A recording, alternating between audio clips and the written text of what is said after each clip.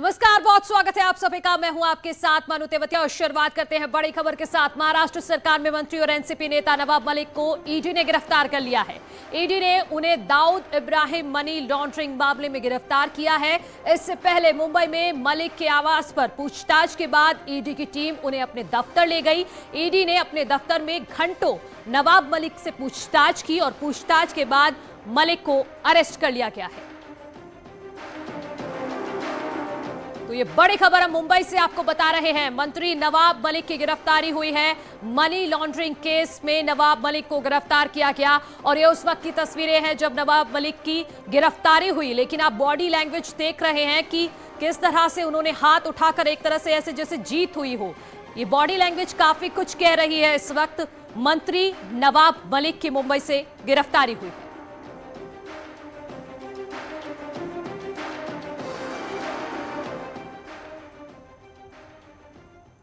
और अब नवाब मलिक की गिरफ्तारी पर यूपी की सियासत भी तेज हो गई है। समाजवादी पार्टी के अध्यक्ष अखिलेश यादव ने गिरफ्तारी को लेकर बीजेपी सरकार पर निशाना साधा है और केंद्र सरकार पर जांच एजेंसियों के गलत इस्तेमाल का आरोप लगाया है।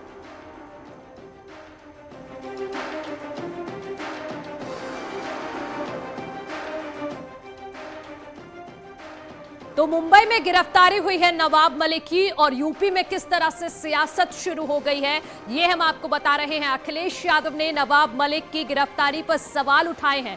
अखिलेश यादव ने बीजेपी पर एजेंसियों के गलत इस्तेमाल का आरोप लगाया है। उन्होंने कहा है कि झूठे मुकदमे लगाकर जेल भेजा जाता है। देखिए, भारतीय जनता पार्टी जिस समय घबराती है इस तरह की एजेंसियों को सामने ला करके लोगों को अपमानित करती है, झूठे मुकदमे लगा करके जेल भेजती है। हमने कई बार देखा है। यहाँ पर भारतीय जनता पार्टी की सरकार ने बताया था कि उनको खतरा है, टेररिस्ट अटैक हो सकता है विधानसभा में। कोई पुड़िया निकली थी और बाद में वो पुड़िया निकली बुरादा, लकड़ी का घिसा हुआ पाउडर। तो ये भारतीय जनता पार्टी के लोग कुछ भी कर सकते हैं, किसी को भी अपमानित कर सकते हैं। तो एक तरफ अखिलेश यादव ने सवाल उठाए हैं तो दूसरी तरफ नवाब मलिक की गिरफ्तारी को लेकर शिवसेना ने भी बीजेपी पर निशाना साधा है। शिवसेना सांसद प्रियंका चतुर्वेदी ने ट्विटर पर लिखा है, ED, IT, NCB, CBI, Pakistan, Dawood सभी बीजेपी के प्रचार उपकरण हैं जो समय समय पर भाजपा की कहानी में मदद करने के लिए तैनात किए जाते हैं। महाराष्ट्र ने एसएसआर मामले में सीबीआई का पर्दाफाश किया, हमने ड्रग्स मामले में एनसीबी का पर्दाफाश किया और आज ईडी खुद को बीजेपी का एक विस्तारित विभाग बनने के लिए उजागर कर रहा है।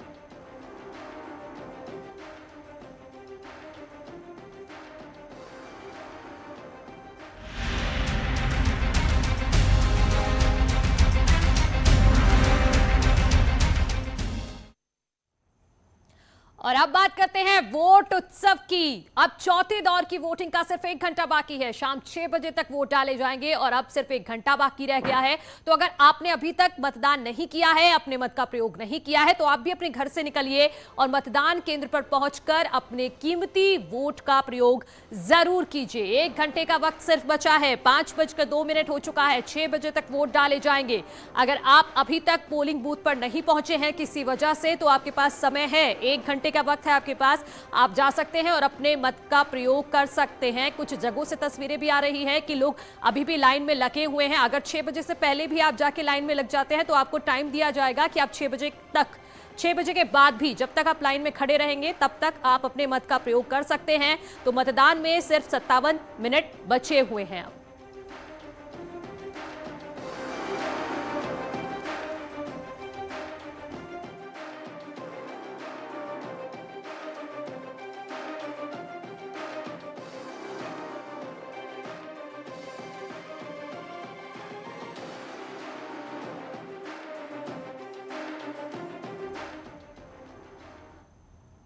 तो 9 जिलों में वोटिंग हो रही है और 9 जिलों का वोटिंग परसेंटेज क्या कहता है 3 बजे तक का, वो हम अपने दर्शकों को बताते हैं।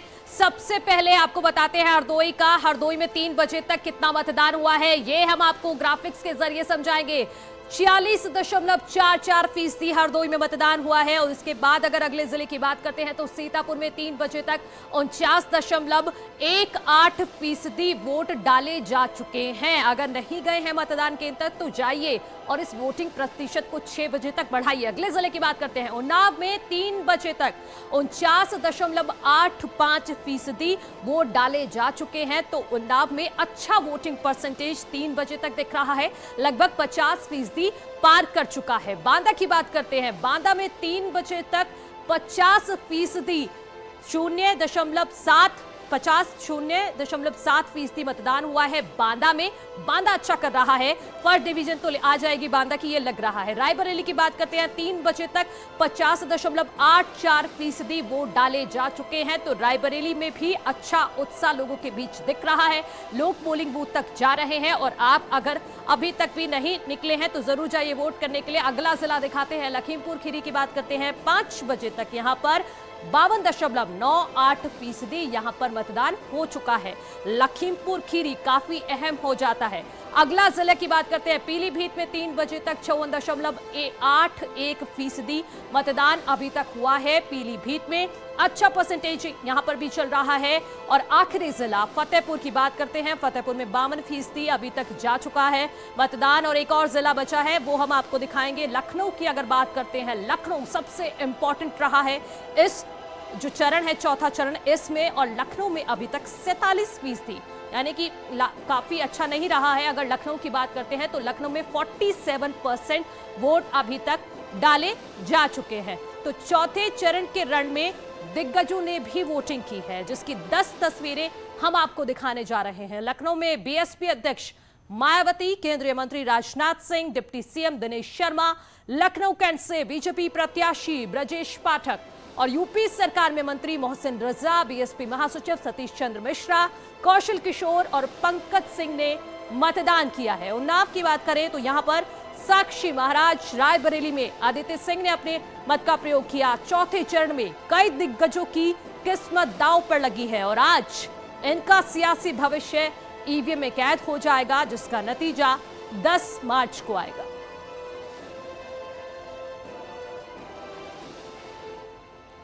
आगे बढ़ते हैं, लखनऊ में मतदान करने पहुंची बीएसपी अध्यक्ष मायावती ने न्यूज 18 पर अमित शाह के इंटरव्यू पर रिएक्शन दिया। मायावती ने कहा कि मैं अमित शाह की इस बात से सहमत हूं कि बीएसपी को दलितों के साथ मुस्लिमों का भी बड़े स्तर पर समर्थन मिल रहा है, लेकिन सिर्फ दलित और मुस्लिमों का ही नहीं, बीएसपी को हर वर्ग का समर्थन मिल रहा है। मुस्लिम मतदाता समाजवादी पार्टी से नाराज है और बीएसपी पूर्ण बहुमत के साथ सरकार बनाने जा रही है। पूरे उत्तर प्रदेश में इस विधानसभा चुनाव में अभी तो 3 चरणों के वोट पड़ चुके, चौथे का आज पड़ रहा है। तो बीएसपी को अकेले दलितों का ही नहीं, मुसलमानों का ही नहीं, बल्कि अति पिछड़े वर्गों का भी और अपर कास्ट समाज का भी, अर्थात सर्व समाज का वोट बहुजन समाज पार्टी को मिल रहा है। ये भी मैं उनको बताना चाहती हूँ। बीजेपी कह रही है कि 300 प्लस जो सीटें हैं वो इस बार आए हैं। अब ये तो वक्त ही बताएगा, जब रिजल्ट आएगा तो मालूम पड़ जाएगा कि कौन कितना भारतीय जनता पार्टी दावा कर रही है, सपा भी दावा कर रही है। तो ये ऐसा ना हो जाए कि दावे भरे के भरे रह जाए। और मुझे पूरा भरोसा है कि जब रिजल्ट आएगा तो सन 2007 की तरह बहुमत के आधार पर अपनी सरकार जरूर बनाएगी।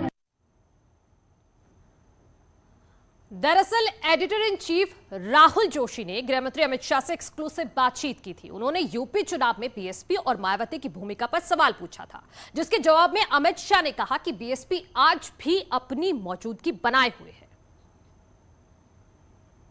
मायावती को आप किस तरीके से देखते हैं? बीएसपी को इस चुनाव में आप कैसे देखते हैं?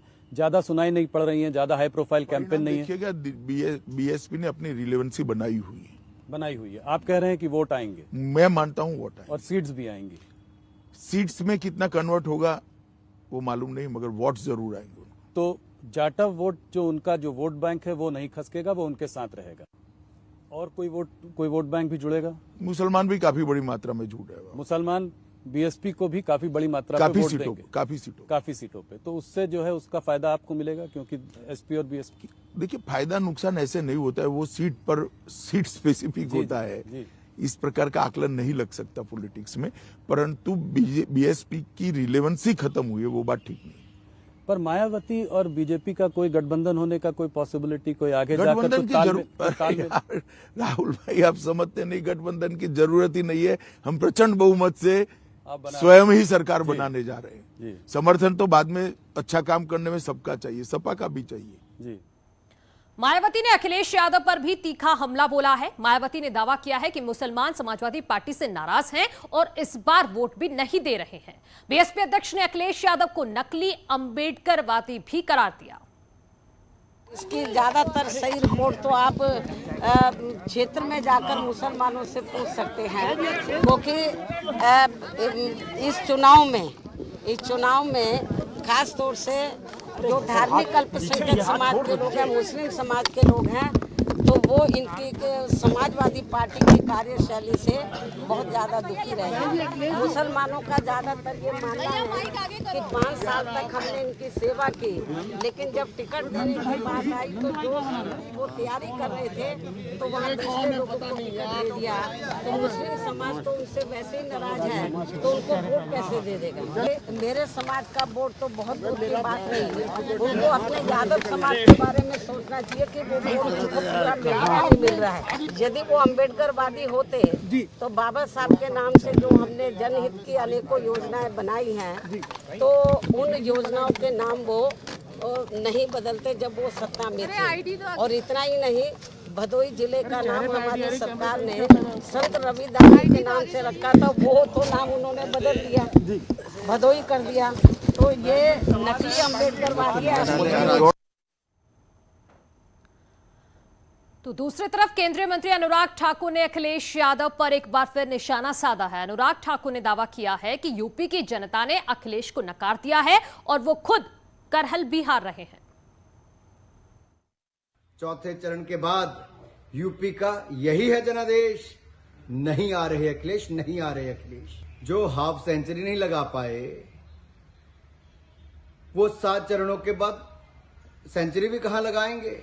पिछली बार का रिकॉर्ड देख लीजिए, इस बार तो करहल भी हार जाएंगे, हिट विकेट हो चुके हैं। जो कहते थे मैं आऊंगा, नॉमिनेशन करूंगा, फिर मतदान करने ही आऊंगा, उनको 4 रातें भी वही बितानी पड़ी, नेताजी को भी लाना पड़ा। यह स्पष्ट दिखाता है कि बैकफुट पर है अखिलेश, नहीं आ रहे अखिलेश, नहीं आ रहे अखिलेश। और यहां रुक रहे हैं एक छोटे से ब्रेक के लिए, जल्द लौट रहे हैं, लेकिन आप अपने घरों से बाहर निकलिए और अगर मत का प्रयोग नहीं किया है तो जरूर करके आइए।